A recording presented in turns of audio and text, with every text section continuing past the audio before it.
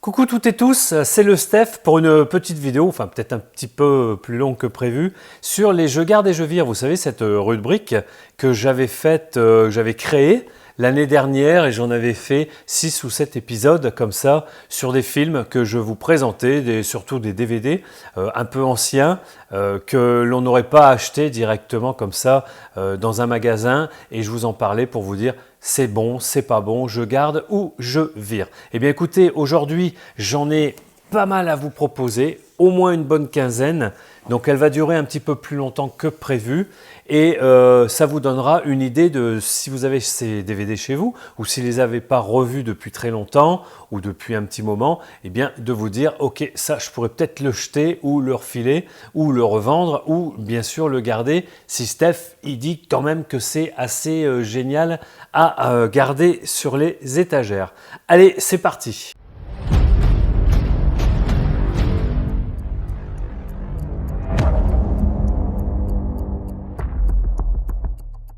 Alors, on va attaquer directement par un Blu-ray, c'est pas tous les jours. Ce Blu-ray, pourquoi je vais vous le présenter? Parce que je me rappelle bien, je l'ai vu hier soir. J'avais le temps de regarder encore 2 ou 3 films avant de faire cette vidéo et à tout hasard, en regardant sur mes étagères, j'ai retrouvé un Blu-ray que j'avais acheté dans les 2 € chez Noz il y a quelques mois ou l'année dernière peut-être. Ce film-là, alors c'est pas un long métrage, c'est un moyen métrage qui dure 75 minutes d'un réalisateur français qui était allé tourner en Californie, dans les déserts californiens. C'est magistral au niveau de l'image. Le film s'appelle, alors ils l'ont rebaptisé Nemesis, alors qu'il s'appelle Sam Was Here. Sam était là. Alors, on pourrait comprendre en regardant le film, le titre, mais là Nemesis, c'est un petit peu plus compliqué. Donc ce film, écoutez, j'ai vraiment aimé, même s'il est assez incompréhensible. Alors bon, vous savez que j'aime bien les films où il faut réfléchir, même des fois à plus soif, et à la finale, ben, on se dit, ouais, en fait, j'ai pas tout compris, mais j'ai adoré. Eh bien, c'est un petit peu ce style de film-là. C'est un film de genre, c'est un film plutôt horrifique, qui... Alors excusez-moi, j'ai toujours un petit peu un relent de Covid là depuis quelques jours. J'arrive pas à m'en défaire au niveau de, voilà, de la voix. Nemesis, c'est l'histoire de qui, de quoi, de qu'est-ce que ça passe. Alors il y aura peut-être des fois des petits spoils sur les films que je vous présente, mais souvent ils sont très anciens, alors m'en veuillez pas, si vous le regardez vous aurez oublié ce que j'ai dit. Alors Nemesis, c'est quoi? C'est l'histoire d'un représentant de commerce, on va dire, qui fait des démarchages, alors très loin dans les pampas reculés des États-Unis, là où il y a 3 bungalows. On va se retrouver dans ce monde-là, et au tout début, quand il arrive dans une sorte de soi-disant petit village, mais alors il doit y avoir une dizaine de bungalows, on va dire, en bois, un petit peu fait de briques et de broc, eh bien, la première maison est vide, la deuxième maison est vide, enfin, il n'y a personne, il est très, très intrigué, et c'est comme ça que ça va commencer ce film-là, avec toujours un esprit, alors je dirais ce film, il a un esprit 4e dimension. Ce film-là, il va vous happer, je pense, du début jusqu'à la fin, même si le film est assez étrange, même s'il est incompréhensible. Certains, j'ai vu les critiques, je suis allé un petit peu me renseigner, au moins pour celui-là hier soir, parce que j'étais étonné de ce film, et la plupart des gens ne l'ont pas apprécié, car vous savez, des fois il faut avoir l'esprit autre que cartésien, il faut savoir arriver à poser le cerveau et à dire, bon ok, j'ai vu quelque chose, je ne vais pas trop l'interpréter, ça m'a plu ou ça m'a pas plu. Eh bien c'est ce film qui est alors parfois assez gore, assez violent. On ne comprend pas jamais vraiment ce qui se passe à cet homme, cet acteur-là qui est incarné par je ne sais pas, alors ça doit être un mannequin américain dont le réalisateur n'était pas du tout sûr de son coup quand il l'avait embauché, mais au final se révèle extraordinaire. Il a le rôle dans la peau, il vous fait frémir, vous avez peur avec lui, vous vous demandez à chaque fois ce qui se passe. Eh bien écoutez, moi j'ai beaucoup aimé, même si le final est, on va dire, incompréhensible, mais tant pis, c'est ce film Sam Was Here, réinterprété Nemesis pour la jaquette du Blu-ray. Eh je vous assure, celui-là, il est très bon. Je vous conseille de le regarder avec une image Blu-ray et une BO une BO extraordinaire, vraiment la BO, c'est du John Carpenter, sincèrement. Enfin, la BO, elle est du groupe, alors je ne sais pas si c'est un groupe ou un collectif qui s'appelle Christine, je ne sais pas trop qui c'est génial, c'est très années 80, des sons synthétiques, c'est vraiment génial, je vous assure, il faut le voir au moins une fois si vous voulez.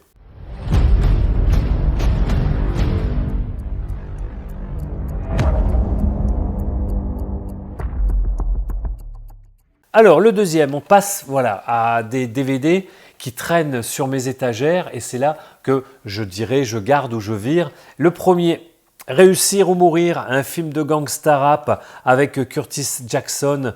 Bon, Curtis Jackson, 50 Cent, voilà, c'est son histoire, ça serait sa véritable histoire, mais je trouve que elle est romancée, elle est un peu trop nette, même si le film est bien joué, le film est bien filmé, on a du plein écran sur un 70 pouces avec du 5.1, enfin tout est très bien, il n'y a rien à dire. Ce film-là, il est de quelle année? Alors c'est Jim Sheridan qui l'a réalisé. Et il est de 2005 avec donc 50 Cent, ça serait sa vie avec tous les déboires qu'il a eu. Bon, c'est du règlement de compte chez les gangsta rap, c'est pas trop mon style, mais bon, j'ai passé un moment, je l'ai regardé jusqu'au bout et c'est quand même assez sympathique. Voilà, réussir ou mourir, je ne garderai pas.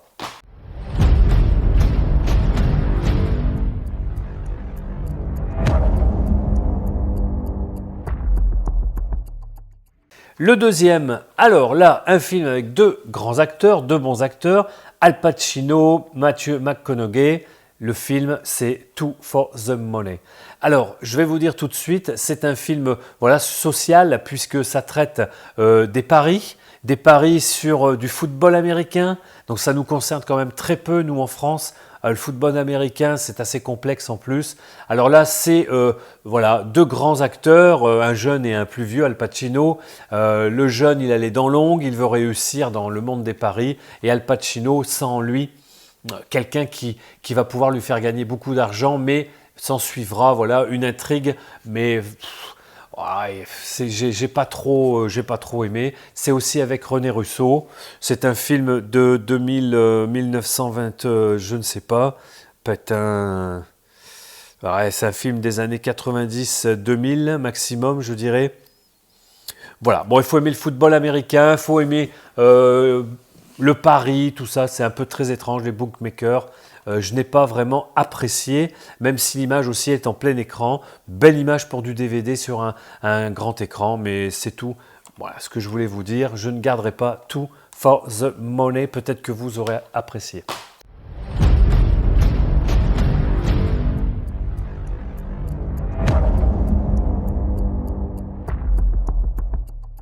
Celui-ci, alors j'aime beaucoup plus l'histoire. Toujours pareil, alors ça doit être l'étagère avec Al Pacino dedans. Al Pacino et Colin Farrell, la recrue.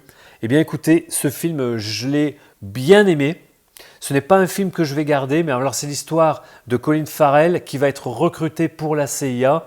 Il va devoir passer les étapes donc de l'école, on va dire de l'académie de la CIA, avec tout ce qui peut arriver de bon et de moins bon dans une école voilà, de formation. Et puis une autre partie ouais, qui est pas mal. Le film traîne peut-être un peu en longueur sur le final, là, sur la dernière heure, mais ça se regarde quand même bien. La recrue avec Al Pacino, très grand Al Pacino, et Colin Farrell qui était assez jeune là, mais ça va bien. Voilà, méfiez-vous des apparences. Donc le film est très machiavélique à un moment donné, et c'est vraiment pas mal, mais je ne le garderai pas.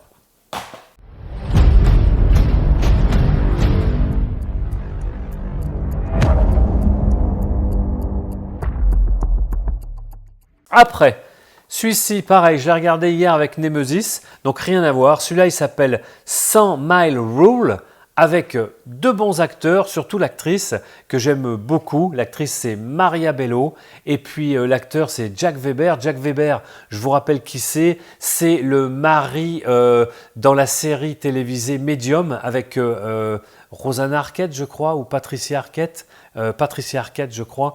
Et voilà, c'était une série qu'on suivait à la télé il y a plusieurs saisons et j'avais beaucoup apprécié. Et Jack Weber, c'est le mari de la médium dans cette série. Et là, il joue le premier rôle avec Maria Bello. Donc c'est pas un téléfilm, c'est un film, mais un petit peu, je dirais, voilà, sans gros moyens. Voilà, il y a une intrigue qui est assez sommaire, mais qui est très bien jouée. J'ai trouvé, bon, après, ça casse pas trois pattes à un canard. Hein. Alors, une super performance d'acteur, oui, d'accord. Une histoire forte de chantage et de trahison. C'est l'histoire de qui, de quoi. Ce sont trois commerciaux, dont le patron, qu'ils vont faire donc dans un très grand, très bel hôtel, une convention de plusieurs jours, des formations, un stage, etc. Et Jacques Weber va se faire, on va dire, un petit peu alpaguer par la serveuse du bar, qui n'est autre que Maria Bello, qui est magnifique comme actrice, j'aime beaucoup cette actrice. Et voilà, il va se faire un peu embobiner alors qu'il a une vie propre, bien rangé, il aime sa femme, il a des enfants, enfin c'est pas mal et il va s'en suivre là un petit road hotel à l'intérieur de cet hôtel parce que ça va se passer voilà de plus en plus mal jusqu'à un final voilà sommaire, très sympathique mais sans plus. Voilà. Alors un film de 2002 déjà, mais plein écran et un beau visuel sur un 70 pouces. Pas mal. Celui-là, je ne le garde pas non plus puisque ce n'est pas quand même un grand film.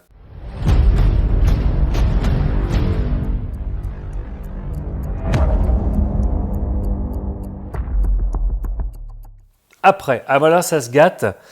Alors ça se gâte. Oui, ça se gâte. Pourtant, on a quand même deux bons acteurs, Pam Grier et Roger Hauer, dans un film qui s'appelle Wilder. Voilà. Bon, alors écoutez, c'est un film qui est malheureusement tourné en support 4 tiers, avec un peu du grain, donc j'ai quand même eu du mal au démarrage, et je ne suis pas du tout rentré dans le film au départ. Ça partait un petit peu dans tous les sens. Pam Grier est policière, hein, bon, ouais, ok, pourquoi pas. Roger Hauer, c'est un médecin gynécologue. Il va se passer des choses au départ différentes les unes des autres, et ça va s'imbriquer, mais c'est quand même un petit peu lourdingue et vraiment, c'est les seconds rôles, tout ça, je trouve mal joué. Voilà. La galette est plutôt sympa à regarder avec les 4 acteurs principaux, mais bon, c'est pas terrible. Celui-là, 2002, Pam Grier, Roger Hauer, bon, il était un peu dans le trou là, Roger Hauer. Son rôle n'est pas génial. Et puis Pam Grier, elle est... Bon, écoutez, elle était pas... C'est pas terrible. Après, alors là... Merde. Alors là, pareil. Alors le titre du film, il a été changé là sur cette jaquette. Là, il s'appelle Les Nouveaux Tueurs. Les Nouveaux Tueurs, en fait, je vous rappelle, c'est un film de Stephen Frears, 1984. C'était le titre au départ, The Hit, H-I-T, la cible. Alors le film, je n'ai pas aimé non plus, je n'ai pas accroché et je ne l'ai même pas, je vous le dis tout de suite, vu jusqu'à la finale parce qu'il est en plus en 4 tiers. De mémoire, c'est du 4 tiers celui-là. Et avec du grain aussi, c'était pas GG, vous voyez, un petit macaron, enfin moche, c'était pas terrible. Alors l'histoire c'est quoi? C'est encore une histoire de, voilà, policière, hein. C'est une sorte de thriller policier. C'est Terence Stamp, alors vous avez quand même de bons acteurs, hein. Tim Roth, Lara Del Sol, Terence Stamp et John Hurt. Qu'est-ce qu'ils font? Eh bien, ce sont des anciens ou des repris de justice, des gangsters. Et Terence Stamp au début du film, il va carrément larguer tous ses anciens complices. Il va tous les vendre en fait. Il va devenir un traître et ils vont tous aller en prison contre sa liberté pendant une immunité, on va dire, et pendant une quinzaine d'années, va se la couler douce, c'était Terence Stamp en Espagne.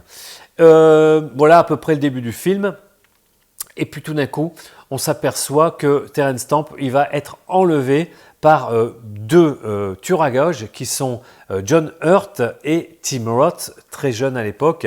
On le reconnaît presque pas dans ce film-là, de Stephen Frears, et ça va être un petit road movie,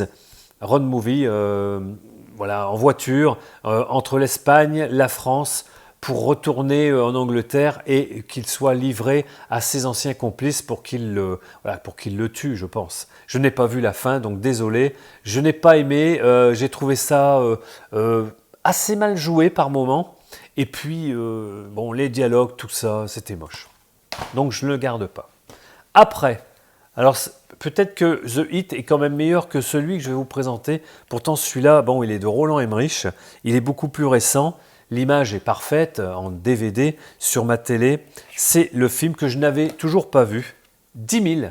10 000, voilà, un film préhistorique avec celui-là, un petit fourreau fort sympathique, mais il n'y a que ça qui est sympathique dans le film parce que là, Roland Emmerich, qui est quand même réalisateur de Independence Day, Le jour d'après, là, il s'est vraiment vautré dans un film vraiment nul.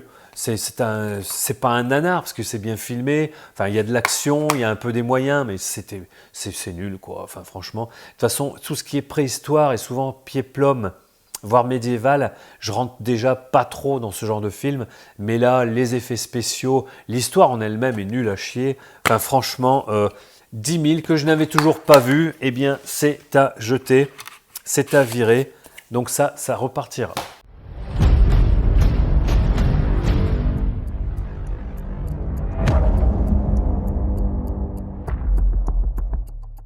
Après, alors là, un titre improbable, un film des années, alors celui-là, de quelle année?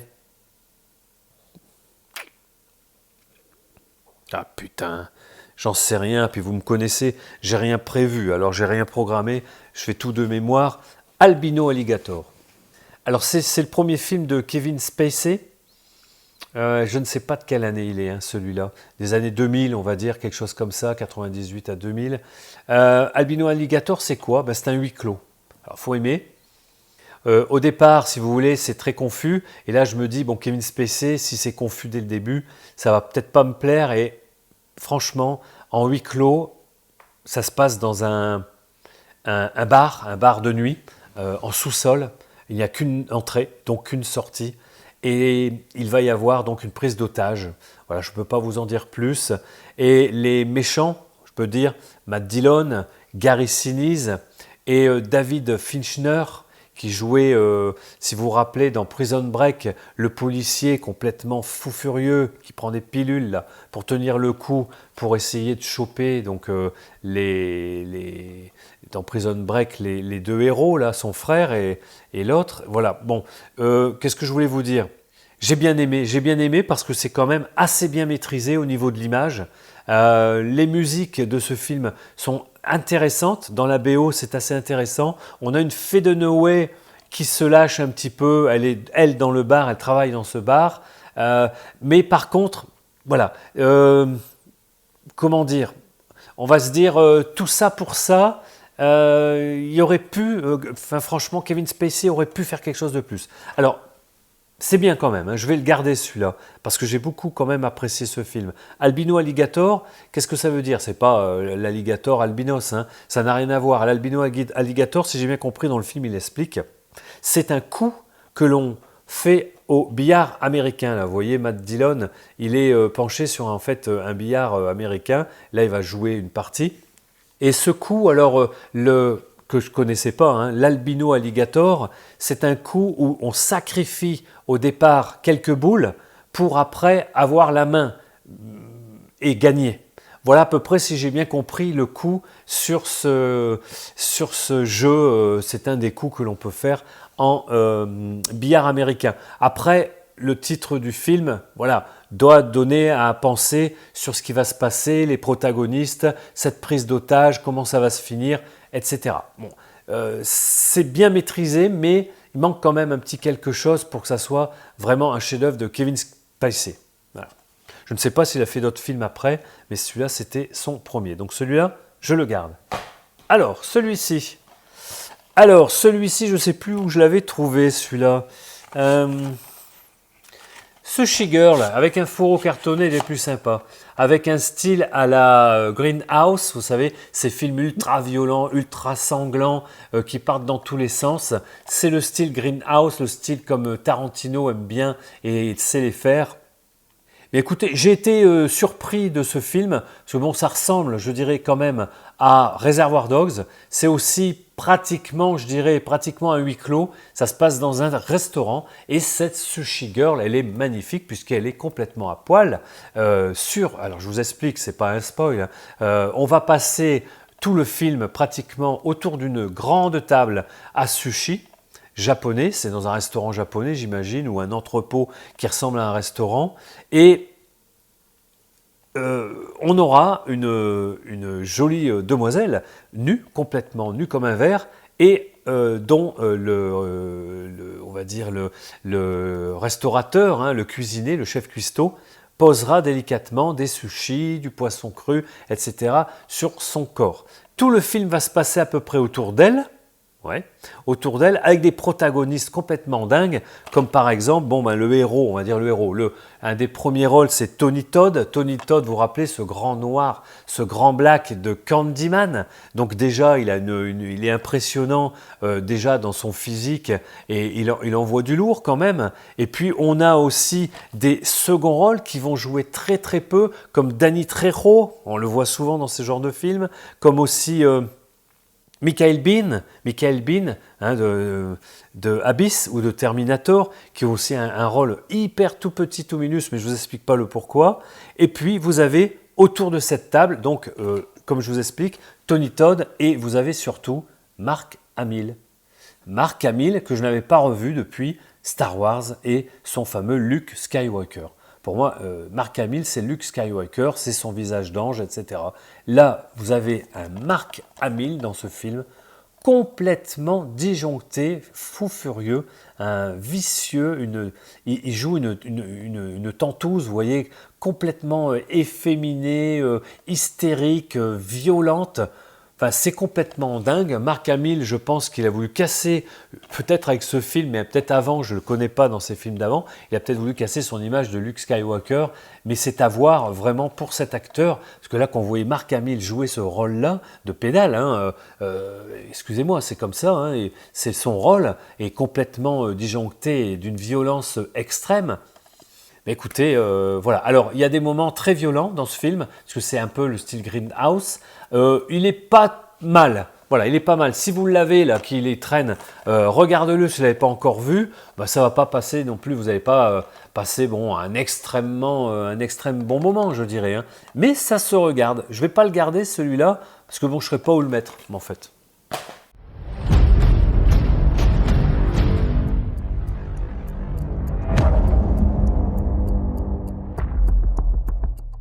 Après, allez, on passe sur le film plutôt épouvante, horrifique, quoique, Emprise encore avec 2-3 acteurs extraordinaires. Vous avez Powerboth, vous avez Matthew McConaughey et Bill Paxton, rien que ces trois-là.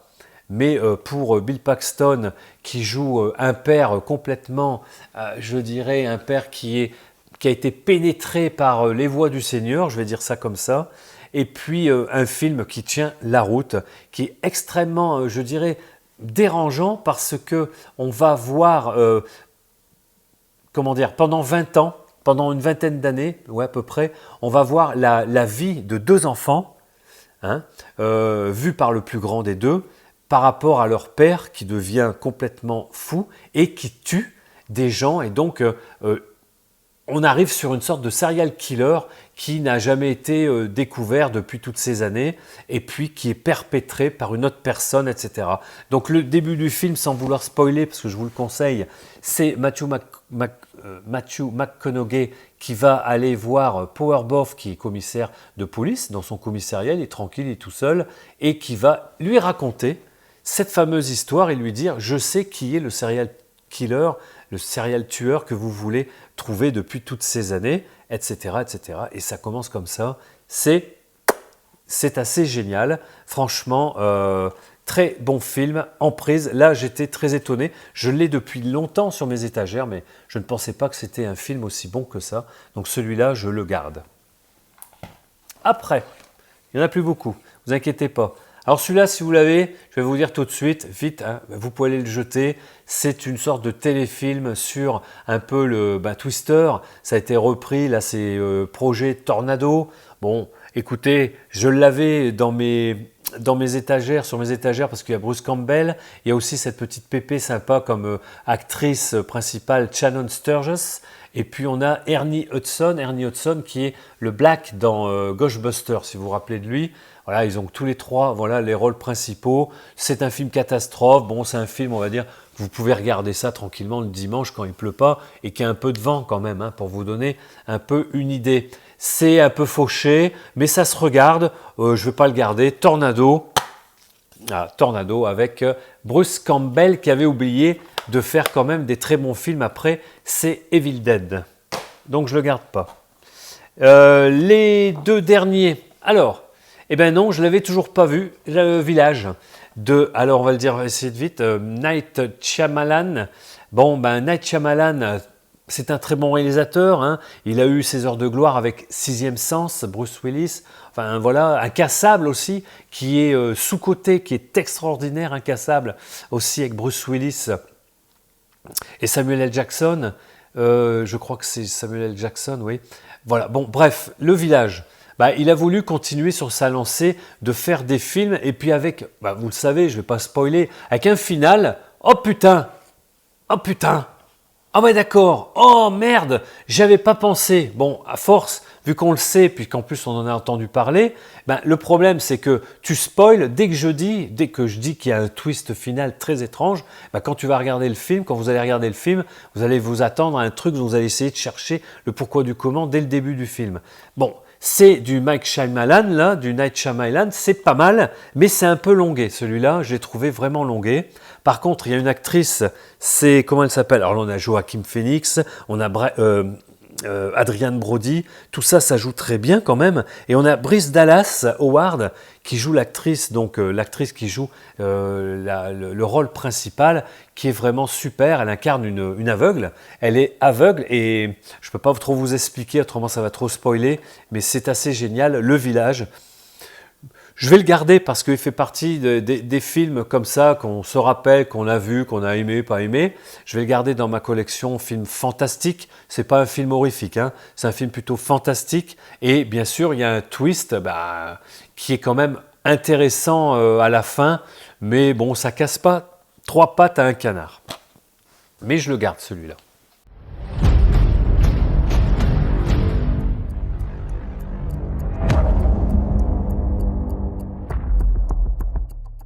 Et le dernier, et ça tombe bien, dans La Vallée d'Ela, un film avec Tommy Lee Jones et Charlize Theron. Une Charlize Theron qui n'est pas maquillée, qui est naturelle. Vraiment, écoutez, j'ai vu ici un film, je l'ai vu dans la semaine, extraordinaire. Je me rappelais pas, je ne l'avais jamais vu. Je pensais l'avoir vu.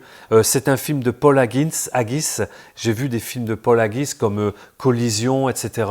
Et donc je sais que ce sont en général de très bons films, c'est bien filmé. Et là, dans La Vallée d'Ela, ce film-là, c'est un film pour moi coup de poing. Celui-là, je vais le garder, je vais le mettre vraiment à côté, voilà, de celui-ci, en prise. Celui-là, il m'a vraiment marqué. Je vais vous expliquer légèrement l'histoire. C'est l'histoire d'un père, c'est Tommy Lee Jones. On lui apprend comme ça, d'un coup, au tout début, que son fils est rentré à la base alors qu'il était en mission en Irak depuis des mois et des mois, je pense.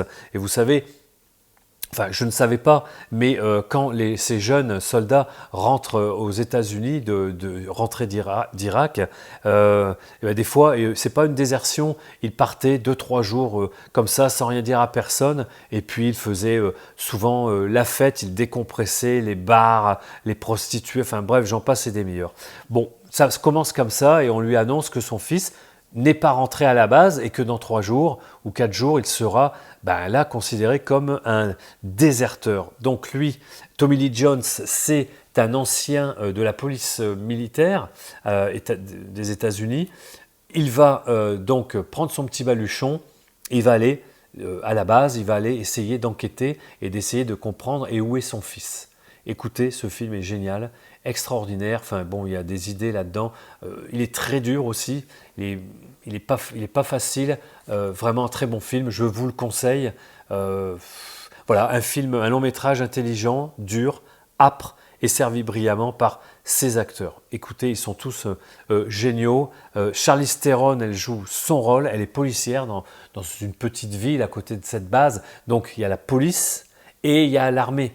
C'est un conflit entre ces deux parties pour une enquête qui est géniale, franchement, et jusqu'à un final extraordinaire.